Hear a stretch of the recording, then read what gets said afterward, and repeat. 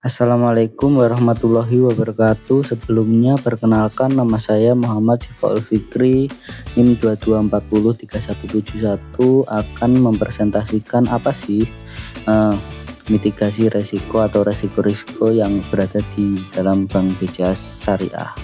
Selanjutnya ada pengertian manajemen resiko. Manajemen resiko adalah proses sistematis untuk mengidentifikasi, menganalisis, mengevaluasi, dan mengendalikan resiko. Adapun tujuannya adalah untuk meminimalkan dampak negatif resiko dan memaksimalkan peluang yang ada. Manajemen resiko dapat membantu organisasi dalam berbagai hal, seperti yang pertama, melindungi aset organisasi, yang kedua, meningkatkan keselamatan dan kesejahteraan pegawai, pelanggan, ataupun pemangku kepentingan lainnya, yang ketiga, ada meningkatkan kepatuhan terhadap peraturan hukum, peraturan atau standar yang berlaku, yang keempat, mengoptimalkan peluang, yang kelima, meningkatkan ketahanan organisasi, yang keenam, meningkatkan reputasi, yang ketujuh, meningkatkan efisiensi, yang kedelapan, yang terakhir ini adalah pengurangan kerugian. Resiko dapat berasal dari berbagai sumber seperti ketidakpastian keuangan, tanggung jawab hukum, kesalahan manajemen strategis, kecelakaan, bahkan bencana alam. Selanjutnya ada manajemen resiko dalam bisnis syariah. Manajemen resiko dalam bisnis syariah adalah proses berkelanjutan untuk mengidentifikasi, mengukur, memantau, dan mengendalikan resiko ketidakpatuhan syariah. Tujuannya adalah untuk mengurangi resiko yang timbul dan mempertahankan daya saing, profitabilitas, dan loyalitas nasabah. Dalam perspektif Islam, manajemen resiko merupakan upaya untuk menjaga amanah Allah Subhanahu wa Ta'ala pada harta kekayaan demi kebaikan perusahaan. Prinsip-prinsip Islam menyerukan pelestarian dan pengembangan kekayaan. Dalam implementasinya, manajemen resiko, beberapa hal yang perlu diperhatikan adalah yang pertama, mengidentifikasi resiko yang sudah ada maupun yang mungkin timbul dari suatu bisnis baru. Yang kedua, memastikan kecukupan prosedur dan metodologi pengelolaan resiko. Dan yang terakhir, membangun sistem manajemen resiko yang sesuai dengan fungsi dan organisasi manajemen resiko pada bank. Manajemen resiko yang efisien dapat membantu bank syariah untuk menempatkan posisi secara strategis dalam pasar global. Selanjutnya ada tujuan mitigasi resiko. Yang mitigasi resiko bertujuan untuk yang pertama, ada melindungi aset, sumber daya, dan reputasi organisasi. Yang kedua, menciptakan lingkungan yang aman dan terkontrol bagi pemangku kepentingan. Yang ketiga, ada menghindari gangguan yang tidak diinginkan, dan yang terakhir ada memastikan kegiatan berjalan sesuai rencana. Mitigasi resiko dapat diterapkan dengan cara yang pertama, mengidentifikasi resiko yang ada, yang kedua, memprioritaskan resiko berdasarkan tingkat keparahannya, yang ketiga, mengevaluasi resiko dan menetapkan tingkat resiko yang dapat diterima, yang keempat, menerapkan rencana mitigasi resiko, dan yang terakhir, melacak resiko untuk menentukan kapan tingkat keparahannya, meningkatkan atau menurunkannya. Selanjutnya ada manfaat mitigasi resiko. Yang pertama ada melindungi aset, yang kedua ada menjaga reputasi, yang ketiga ada mengurangi biaya. Dan selanjutnya ini ada profil dari Bank BCA Syariah. Jadi PT Bank BCA Syariah atau BCA Syariah berdiri dan mulai melaksanakan kegiatan usaha dengan prinsip-prinsip syariah setelah memperoleh izin operasi syariah dari Bank Indonesia berdasarkan keputusan Gubernur BI nomor 12/13 KEP GBI/DPG/2010 tanggal 2 Maret 2009 dan kemudian resmi beroperasi sebagai bank syariah pada hari Senin tanggal 5 April 2010. BCA Syariah merencanakan untuk menjadi pelopor dalam industri perbankan syariah Indonesia sebagai bank yang unggul di bidang penyelesaian pembayaran, penghimpun dana, dan pembiayaan bagi nasabah, bisnis, dan perseorangan. Masyarakat yang menginginkan produk dan jasa perbankan yang berkualitas serta ditunjang oleh kemudahan akses dan kecepatan transaksi merupakan target dari Bank BCA Syariah. Komitmen penuh BCA Syariah sebagai perusahaan induk dan pemegang saham mayoritas terwujud dari berbagai layanan yang bisa dimanfaatkan oleh nasabah BCA Syariah pada jaringan cabang BCA, yaitu setoran atau pengiriman uang hingga tarik tunai dan debit di seluruh ATM dan mesin ETC. Mesin ETC milik BCA, semua tanpa dikenakan biaya. Selanjutnya, untuk mendapatkan informasi maupun menyampaikan panduan dan keluhan masyarakat dan nasabah khususnya dapat menghubungi Halo BCA di 1500888. Jaringan BCA Syariah terbesar di wilayah DKI Jakarta, Tangerang, Bogor, Depok, Bekasi, Surabaya, Semarang, Bandung, Solo, Yogyakarta, Medan, Palembang, Malang, Lampung, Banda Aceh, Kediri, Pasuruan, dan Panukukang. Nah, untuk selanjutnya ada ini nama, yaitu PT Bank BCA Syariah atau nama inisial BCAS. Bidang usaha Bank Umum Syariah, kepemilikan PT Sentral Asia Tbk. Selanjutnya ada PT BCA Finance.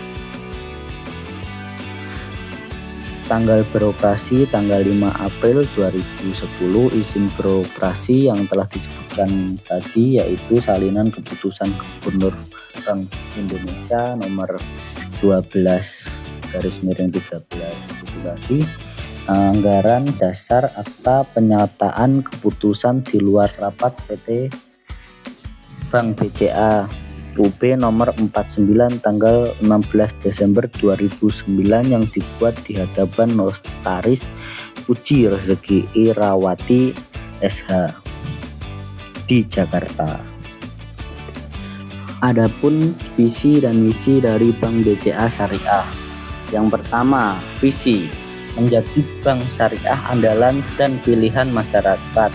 Yang kedua, misi yang pertama ialah mengembangkan SDM dan infrastruktur yang handal sebagai penyedia jasa keuangan syariah dalam rangka memahami kebutuhan dan memberikan layanan yang lebih baik bagi nasabah. Yang kedua, membangun institusi keuangan syariah yang unggul di bidang penyelesaian pembayaran, penghimpunan dana, dan pembiayaan bagi nasabah, bisnis, dan perseorangan.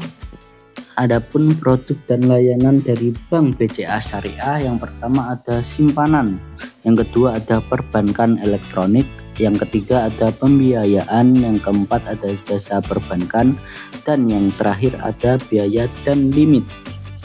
Selanjutnya ada jenis resiko dari Bank BCA Syariah. Resiko yang melekat pada setiap aktivitas Bank BCA Syariah terdiri dari 10 jenis resiko, yaitu pertama resiko kredit, yang kedua ada resiko pasar, yang ketiga ada resiko likuiditas, yang keempat ada resiko operasional, yang kelima ada resiko hukum, yang keenam ada resiko reputasi, yang ketujuh ada resiko strategis, yang kedelapan ada resiko kepatuhan, yang kesembilan ada resiko timbal balik, yang kesepuluh ada resiko investasi. Dalam rangka menerapkan keuangan berkelanjutan perseorangan juga memperhitungkan resiko lingkungan dan sosial yang menjadi perhatian dalam pembiayaan kegiatan usaha berkelanjutan atau yang disingkat dari KUB. Penerapan manajemen resiko. Dalam menerapkan manajemen resiko yang mencakup pengawasan aktif direksi, Dewan Komisaris dan Dewan Pengawas Syariah atau DPS. Pengawasan aktif direksi dilaksanakan antara lain dengan menyusun persetujuan dari implementasi serta evaluasi atas kebijakan dan prosedur manajemen risiko, baik yang dilakukan melalui rapat Komite Manajemen Risiko atau KMR, rapat Komite Aset dan Liability, dan rapat Komite Kebijakan Pembiayaan. Terus selanjutnya kecukupan kebijakan dan prosedur manajemen risiko serta penerapan limit risiko. Penerapan manajemen risiko didukung dengan kerangka yang mencakup kebijakan dan prosedur manajemen risiko serta limit risiko yang ditetapkan secara jelas dan sejalan dengan visi misi strategis bisnis bank serta ketentuan regulator yang berlaku. Penetapan limit risiko telah disusun sesuai dengan kompleksitas bisnis bank dan dilakukan monitoring terhadap limit secara periodik. Bank telah memiliki kebijakan manajemen risiko yang menjadi pedoman utama dalam melaksanakan manajemen risiko. Untuk area bisnis yang lebih spesifik, bank memiliki kebijakan dan prosedur yang lebih khusus, misalnya di bidang pembiayaan, treasury, dan operasional. Selanjutnya, kecukupan proses identifikasi, pengukuran, pemantauan, dan pengendalian risiko serta sistem informasi manajemen risiko. Selanjutnya ada sistem pengendalian internal yang menyeluruh. Penerapan pengendalian internal dilakukan di seluruh kegiatan BCA Syariah untuk mengidentifikasi kelemahan dan penyimpanan yang mungkin terjadi. Kerangka kerja pengendalian internal telah diterapkan melalui pendekatan pertahanan berlapis yang masing-masing bekerja secara independen. Ada yang namanya lini pertama. Fungsi sistem pengendalian internal membangun unit pemilik risiko atau risk owner dalam penegakan disiplin praktek pengendalian risiko operasional.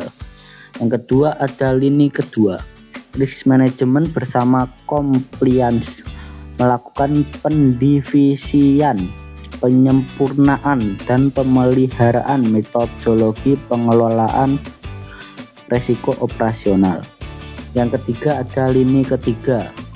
Satuan kerja audit internal akan memastikan secara independen bahwa semua risiko telah dikelola sesuai dengan toleransi risiko yang telah disetujui.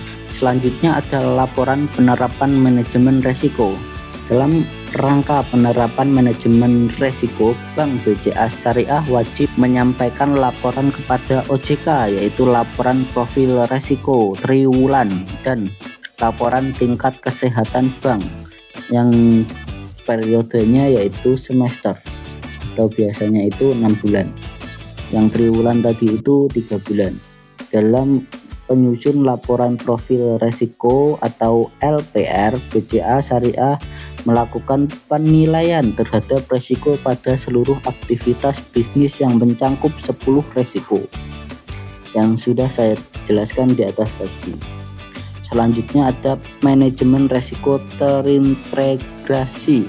Sebagai perusahaan anak, BCA Syariah juga menyampaikan laporan profil risiko secara triwulan kepada PT Bank BCA Tbk sebagai entitas utama untuk mendukung penerapan manajemen risiko secara terintegrasi dalam konglomerasi keuangan melalui sistem yang terintegrasi dengan induk perusahaan, termasuk dalam penyampaian laporan profil risiko yang terintegrasi adalah risiko transaksi intragrup bank dengan entitas utama dan entitas keuangan lainnya. Dan itu tadi adalah penjelasan sedikit dari saya tentang risiko apa sih yang ada di dalam BCA Syariah dan bagaimana sih BCA Syariah tersebut menangani atau memitigasi risiko-risiko tersebut. Sebelum berpisah, ini ada sedikit kata-kata dari saya. Teruslah bekerja, jangan menyerah, karena hidup ini tidak seberuntung penjual es. Wassalamualaikum warahmatullahi wabarakatuh.